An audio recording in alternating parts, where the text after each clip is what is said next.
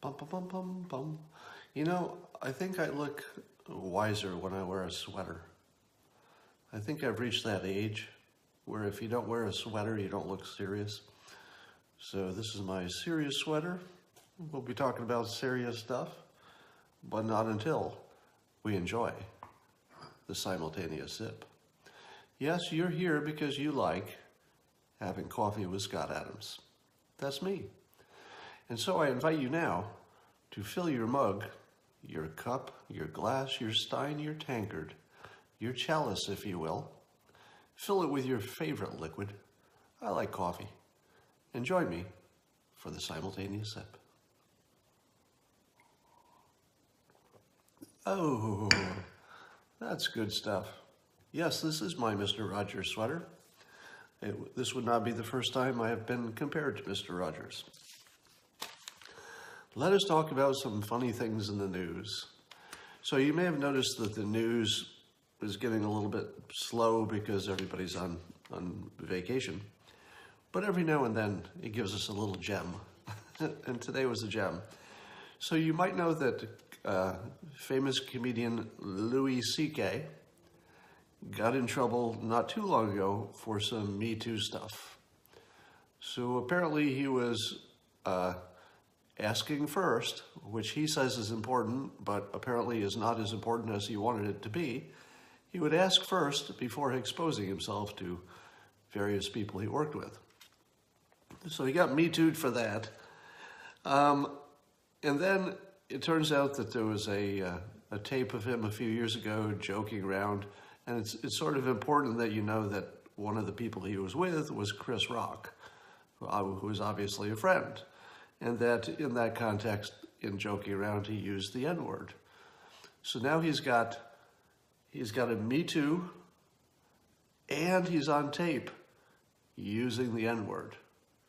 Now the N-word one, of course, was a private conversation with people who didn't care. But once you're on tape, and you're in trouble. And then today in the news, it turns out that Louis C.K. has hit the trifecta.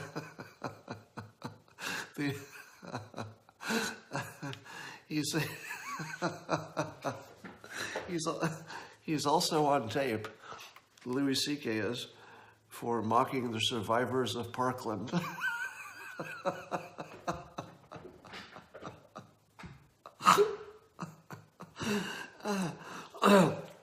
So now he's got the trifecta. He's been in in 1 year. Louis C.K. has been Me Too'd, got caught on tape, using the N-word, and then caught on tape mocking the survivors of Parkland. And I swear, after I saw that he hit the third item on the trifecta, I just decided to buy something he's made. Like, I don't know what yet. I'm gonna if he's got a book, I'll buy his book, or I'll watch him on a special or something. But so here's the thing: if you do one terrible thing, well, you're that person who did that terrible thing. If you do 2 terrible things, wow, you're twice as bad. You're the person who didn't do just one terrible thing. You did 2 terrible things. But by the time you hit that third terrible thing, I start rooting for you again. He's gone so far, so far into the bad behavior that I started liking him again. Anyway, I don't know if you'll ever see anybody else who gets caught with with these 3 horrible behaviors all in the same year. So the thing about comedians that make the thing that makes comedians funny is their flaws. You would agree with that, right? Your funniest comedians are the ones who are most broken. So the more broken they are, the more we enjoy it, because they make fun of their own, their own flaws, and we're laughing with them, etc. Louis C.K. is one broken guy. Not just because of these stories, but I'm sure he's got some other problems. But I don't know. He's so broken. I'm starting to like him again. Anyway, so that's enough about that. As you know, I tweeted around some of the best arguments pro and con for climate change, and I'm getting lots of interesting feedback from it. I'll tell you some of the least rational feedback. The least rational feedback, and I'm watching people debate the topic in my Twitter stream, is the people who say, well, let me show you my link to a top expert explaining climate science to you, you idiot. If you would just look at this one clip of a top expert who really knows what they're doing with real science and real data, if you watch this, you will be convinced that climate science is exactly what the scientists tell you it is. What's wrong with that? Does that sound reasonable? On the surface, it does, right? On the surface, you would say to yourself, well, if you're trying to understand a topic, you would want to watch a well-made video of somebody explaining it really clearly, who is an expert.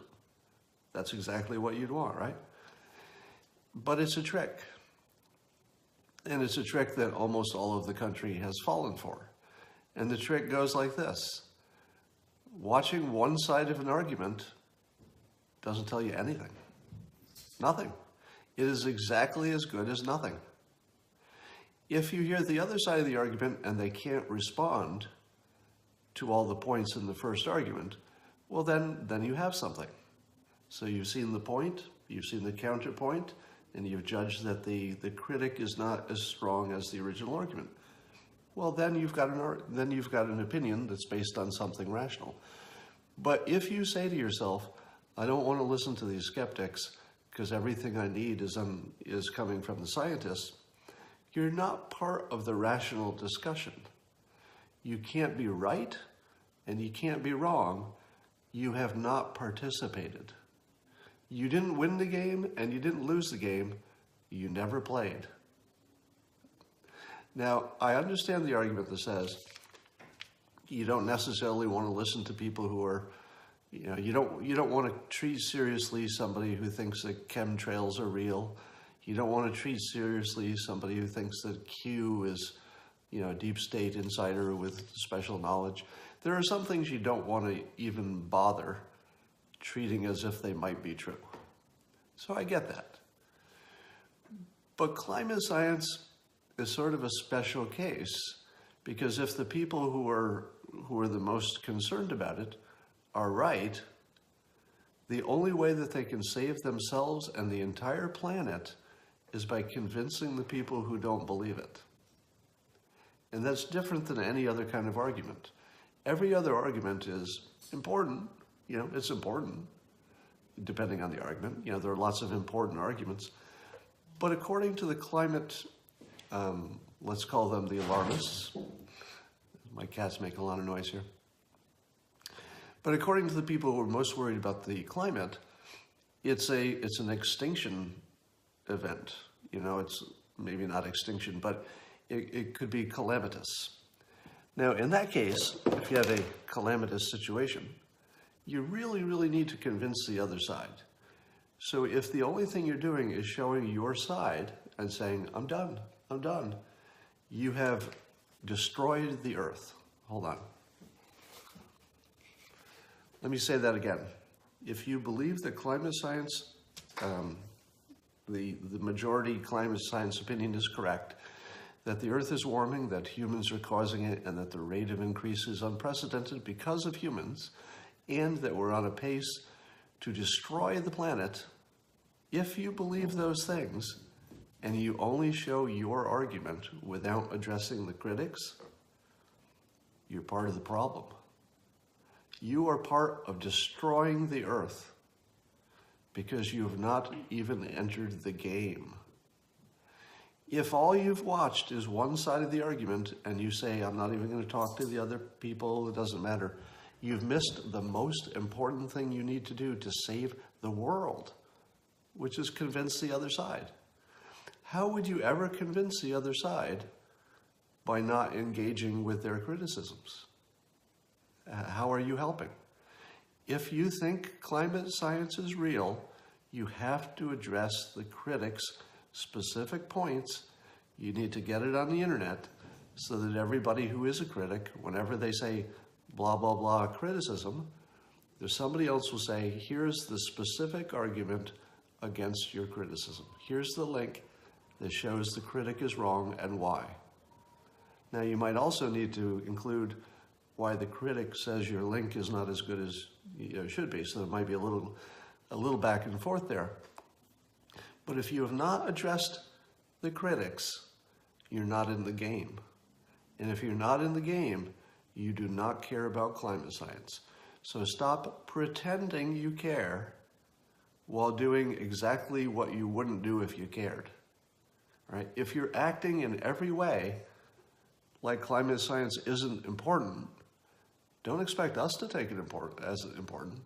If you yourself won't treat it as an important topic and you believe it, don't expect the people who are still questioning the science or questioning the models or whatever they're questioning, don't expect them to believe it because they have not been presented with a capable argument.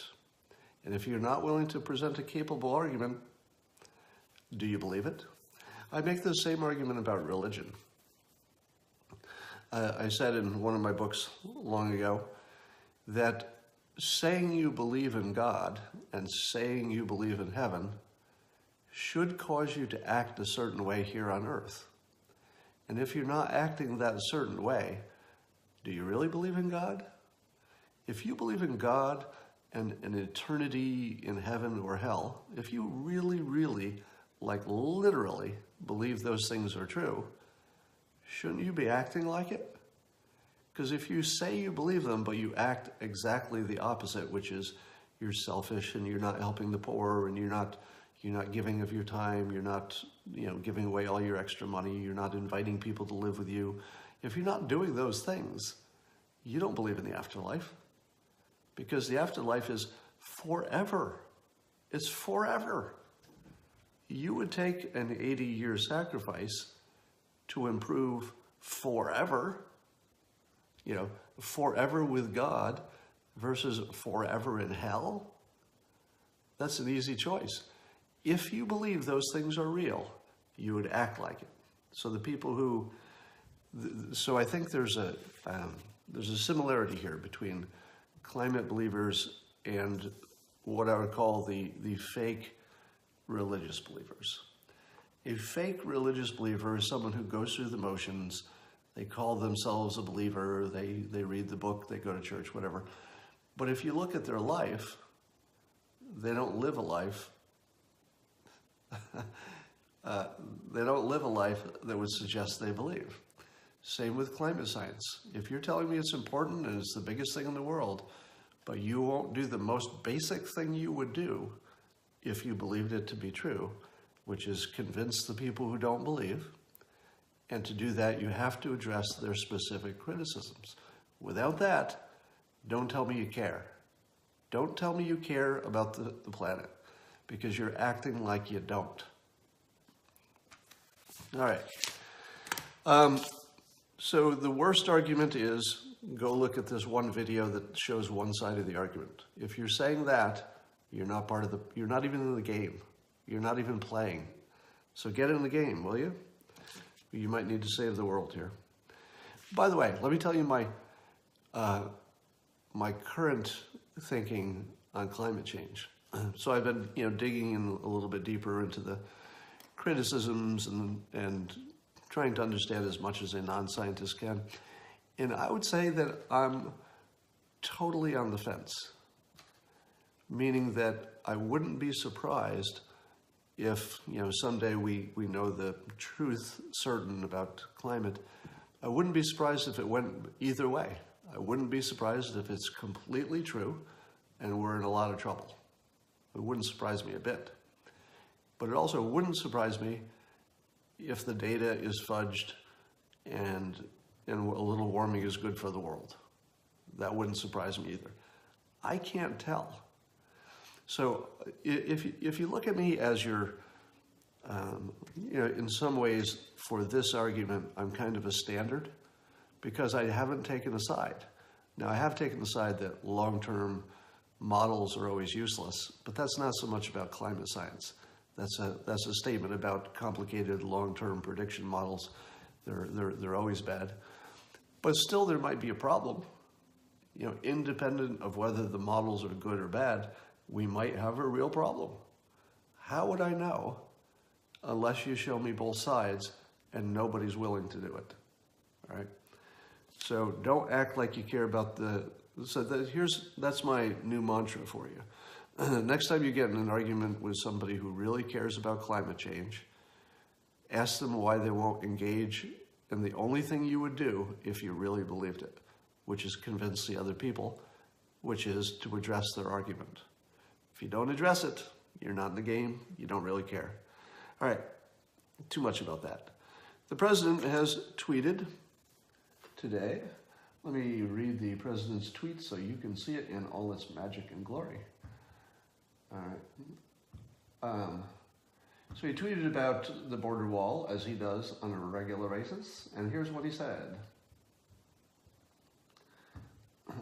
President Trump, this morning, I believe. So you have to know the background. There was a report that said that the president had long ago abandoned the idea of an all-concrete wall. So that was the reporting.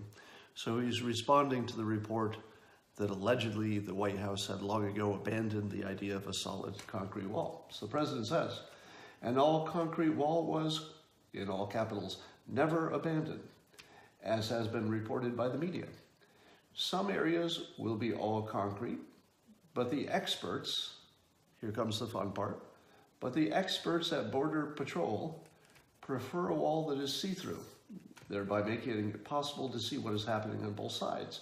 Makes sense to me. So here you see the president saying that the experts should decide what the wall is made of and how you do border security. And he's saying, makes sense to me. In other words, the president is saying, let the experts decide what is concrete, what is not concrete, how to design it, how to not. Now, I had said, I've been telling you for days now, that the first politician who says politicians should not decide, let the engineers decide, is the winner. Is President Trump the winner? Almost, but not. He just missed. It's a swing and a miss. All right? And here's why. The experts, in this case, are the experts who work the Border Patrol people themselves. The people who work Border Patrol are not engineers. Right? They're the people who present the specs. So they're part of putting together the specifications that you hand to the engineer. So the specifications in this case, as described by the president, is obviously preventing people from coming in. That's the first specification. So it should do the best job it can at discouraging people from trying to get over it. But also it should be see-through. And then obviously there's a requirement for you want the best price and something that's practical and survives the weather and all that stuff. So the experts are not the engineers. The experts are the ones who tell you what specifications they want, should be see-through, should stop people, should be a certain cost. Those are the specifications. He needs to take it one level further, or somebody does. The first politician who says this wins. Now, there's no point in winning yet, because you can't win yet. Until Nancy Pelosi is sworn in, until Nancy Pelosi can until she can negotiate from a position of power, she's not going to negotiate. So there's nothing to win until the government changes, and then they can negotiate. But once that happens, The first politician who says politicians should not be deciding, let the engineers decide, they win. Now, many of you are asking, hey, isn't he really talking about the engineers? Because he's talking about experts. Experts could include engineers, but it's still not specific enough. Because, and here's the problem, everyone thinks they're an expert.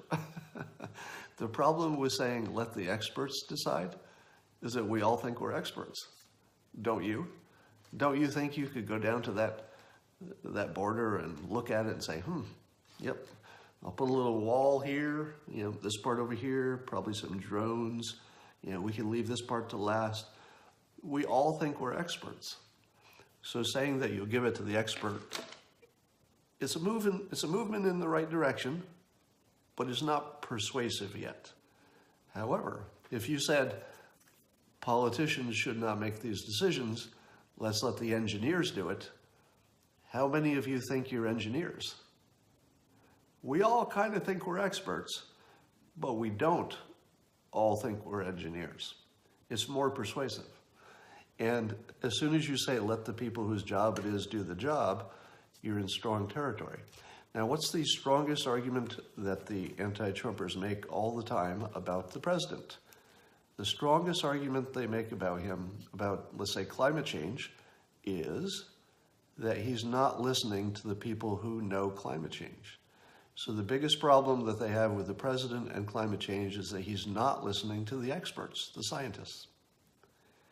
It would be impossible for the anti-Trumpers to argue that we should not listen to the engineers, because they've painted themselves in that corner where they are the party who listens to the experts. That's their brand. So all Trump has to do, President Trump, by the way, I always like saying President Trump. I don't like saying Trump unless it's, unless I've already said President Trump in a body of a writing or something. As respect to the office, if not the person. And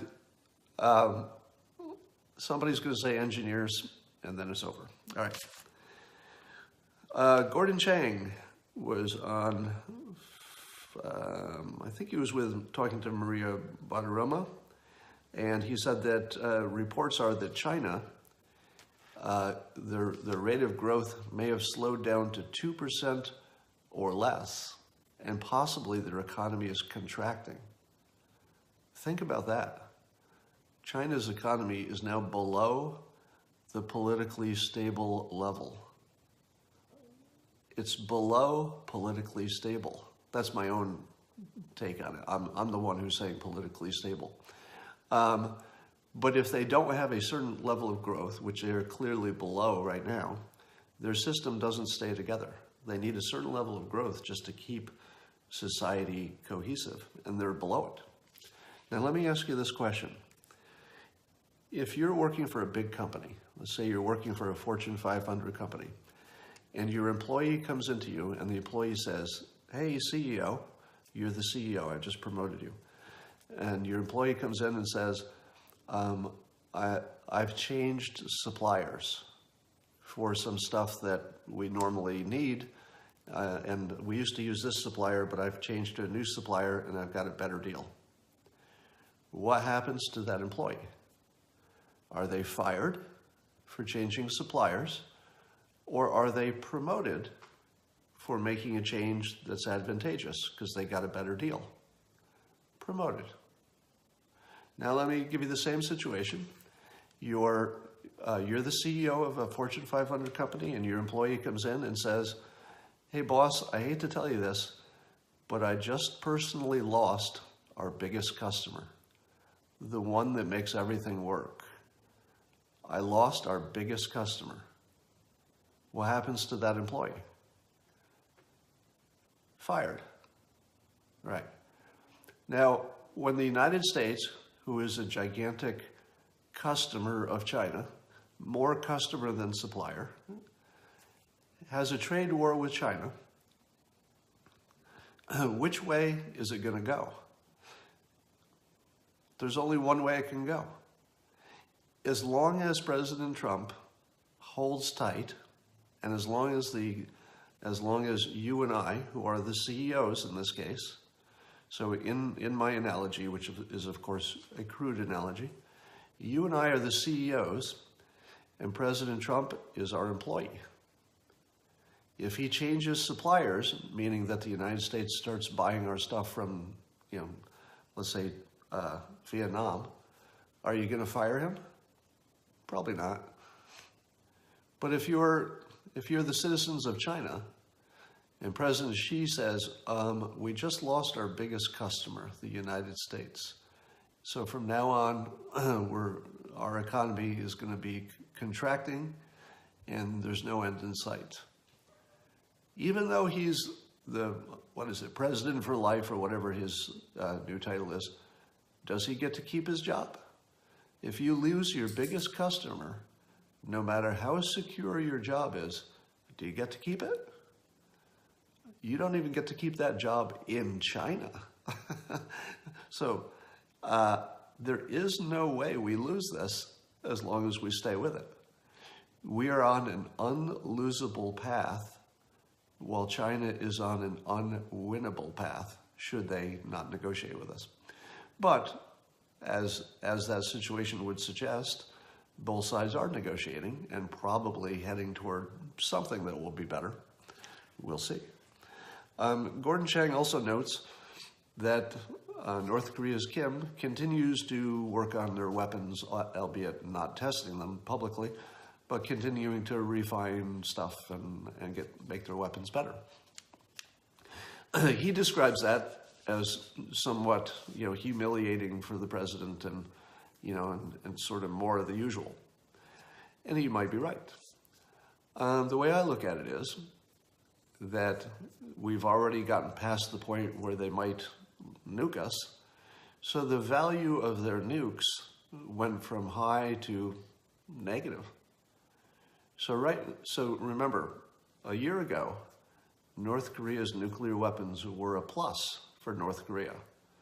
Their nuclear weapons were nothing but an asset, an advantage. It gave them some power that they wouldn't have had without it. Today, and let's call it 2019 because we're almost there. In 2019, are North Korea's nuclear weapons an asset or a liability? Well, they're sort of in transition, but I would say that they're already far more a liability than an advantage. Because as North and South Korea get friendlier and they gradually open up their borders, and as they become friends, as Kim and President Trump get friendlier, as they have more summits, etc., the value of North Korea's nuclear weapons goes from extremely valuable, like the difference between surviving and not surviving, to already a mixed bag, to every day that goes by, they become worthless.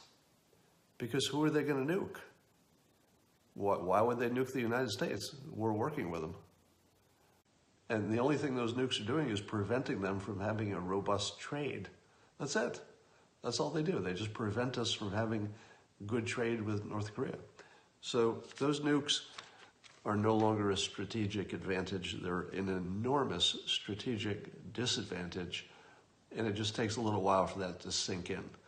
So North Korea, like China, has only one path. All we have to do is continue to keep some trade restrictions on and wait, because time is on our side. Their asset is becoming less and less valuable every day.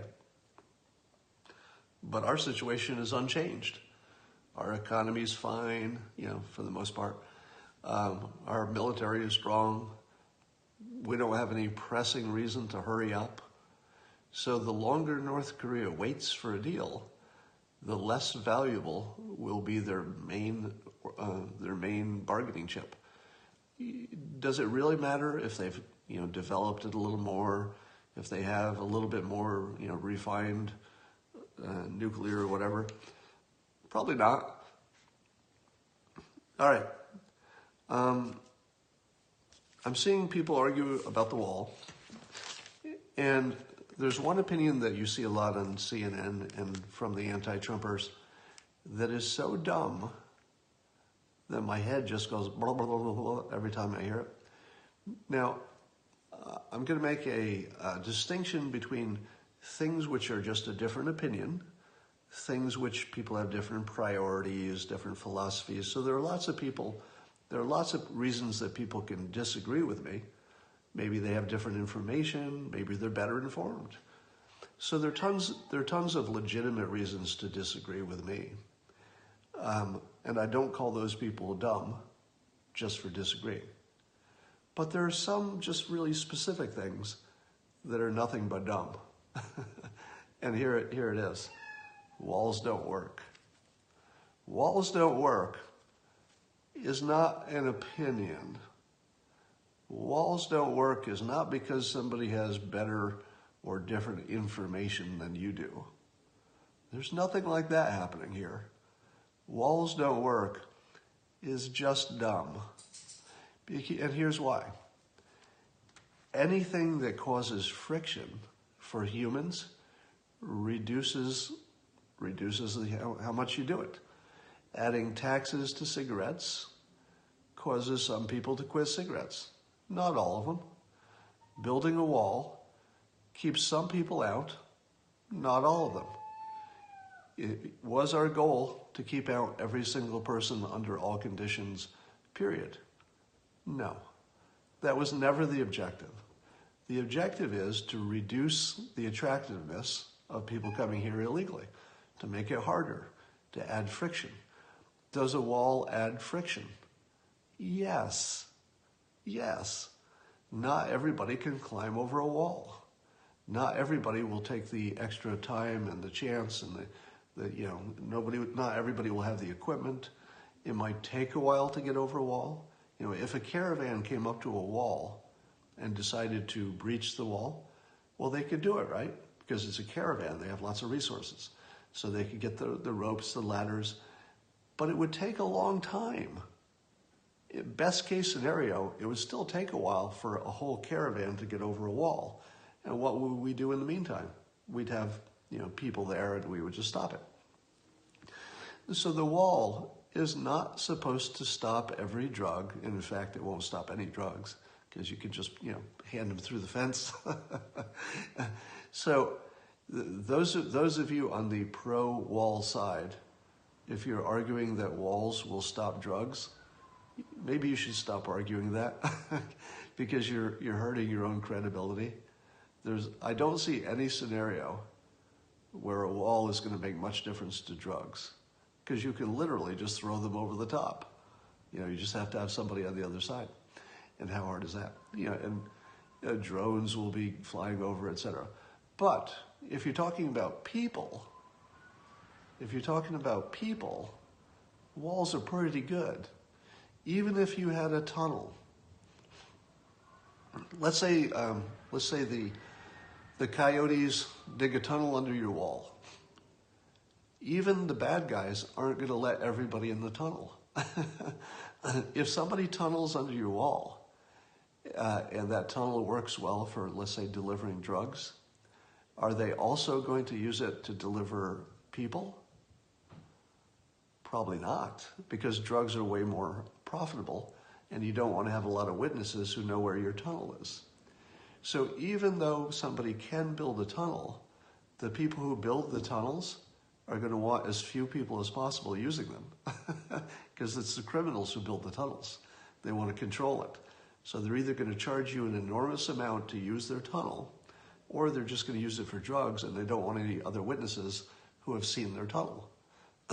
So I think I would be less worried about tunnels than just the fact that, anybody can build a tunnel. It's hard to build a tunnel. And if you do build one, you're going to protect it, and you're going to make sure not many people use it. Because otherwise you have witnesses. Now, if you have a tunnel and you also have drones, you're probably going to catch people coming in and out of the tunnel openings too. So you've got some control there. So I think you need drones and walls. But when people say walls don't work, the answer should not be yes, they do. That's bad persuasion. So let me give you an example. I'll bring in Dale. Dale, the anti-Trumper, says, Scott, I use sarcasm instead of thinking, so let me explain to you about walls. Walls, they don't work. You just get a ladder.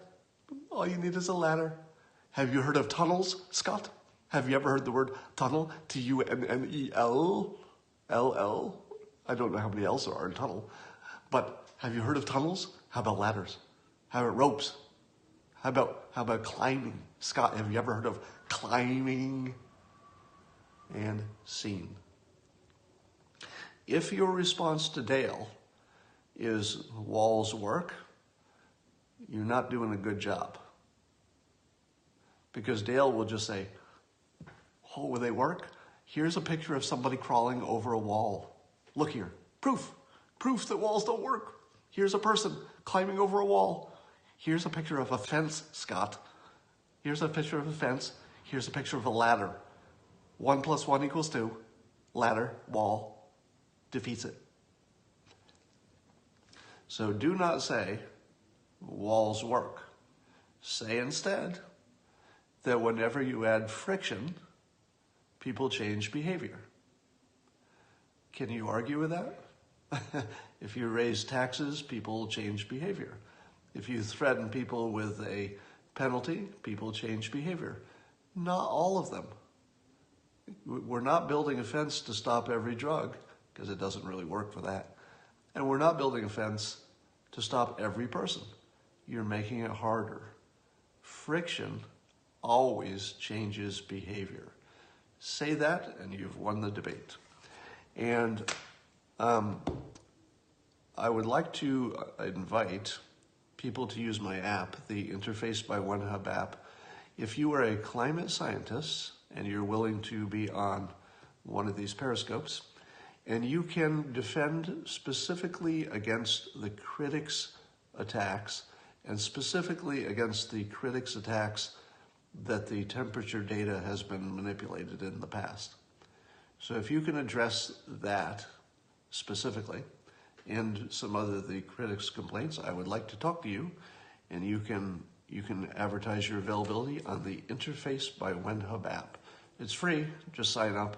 You can even put a price on it for your time, and I will call you and pay that price if you're a real expert, and we'll learn something about it.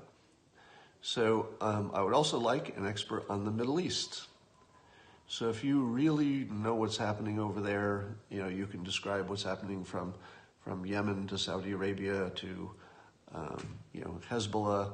If you're conversant with all those things, I would love to have you on the app as an expert. And here's the thing, I'm trying to establish that my startup's app, Interface by OneHub, should be a source for experts whenever there's a news story that requires those sources. So for example, if there's let's say a plane goes down, and the news always wants aviation experts, and they usually want aviation experts who are experts on that exact model of aircraft.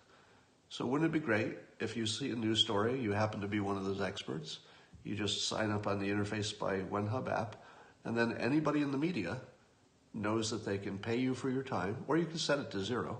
So if you want to do it for free, that's fine.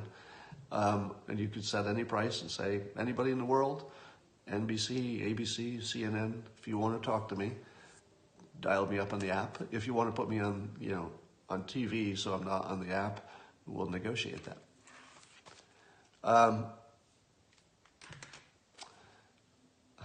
You're an expert radiologist. All right. Trump, what about Trump lying about, let's talk about that.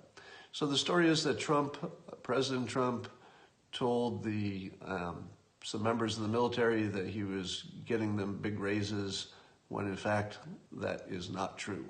They're getting raises, but not 10% or whatever he said. And I think there was one other thing related to that, but I think there were 2 statements that the fact checkers say are not true. Now, this is different from normal fact-checking problems because of what his job is, the head of the military, and he was talking to the military. So we put a different level of appropriateness on how the military is treated, and probably should. And so people are saying, is that acceptable? Well, here's the thing. How you feel about that depends on mind reading. Somebody says it was a blatant lie with capital letters, L-I-E, blatant lie. How do you know that? How do you know what the president was thinking when he said it? Because that's what matters, right? If he was just mistaken, if he had heard this number 10%, but it was a multi-year number, it wasn't a one-year number, and he just conflated them. Maybe he hadn't even thought about talking about that topic until he was live on stage, and he just thought, I think that sounds right, and he just threw it out. Would you feel the same as if he said to himself, they'll never know the difference, I'll just tell them they get a big raise? Well, that would be stupid and evil and bad. But you would have to assume that you know what he's thinking in order to have an opinion on this. If you're thinking he got his facts wrong, I would say, oh, that's too bad. It would have been better if he hadn't got his facts wrong. And it probably is worse because he was talking to the military. So I wouldn't give him a pass. I wouldn't give him a free pass for getting some facts wrong in front of the military on an issue that the military cares about. So I'm not going to say that's good. I'm not going to defend that. But you have to decide, did he say to himself, I think I'll lie about this and see what happens? Or did he say to himself, I think I got this right, or it's close enough. I'll just go with this. It's close enough. They feel very different. And by the way, have you seen anybody in the media say it the way I just said it? Have you seen anybody treat it as though the important part is what his internal thought process was? That's the distinction that makes you decide if you hate it or like it or how you feel about it. All right. Bum. Somebody said that on Fox News. At least he admitted it and corrected himself, right? Actually, I don't know. Has he corrected himself? That's the sort of story that I frankly don't care about too much, because I agree with the people who say that was a mistake and that we wish it hadn't happened.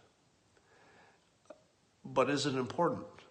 One of the biggest differences between, I would say, Democrats and Republicans is the difference in what's important. People on the left would say that how you talk about people, the words you use, whether or not you've offended them, is important. People on the right would say, yeah, I get that offending people is not ideal, but it's also not terribly important. Now, things are never black and white, so it depends on the situation. There are plenty of times when using an offensive word is important. It does matter who you're insulting and why, but generally there's a difference in importance.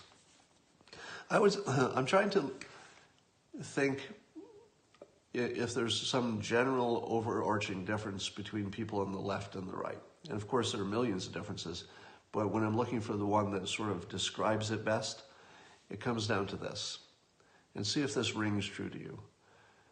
The left cares about fairness. So fairness in race, gender, outcomes, just fairness. The right puts a higher priority on process and more process and a system. And the process and the system is based around always incentive. So the ultimate boiling down of left versus right is that the right cares about creating systems that recognize human flaws. In other words, they build incentives into their system for people to do the right thing.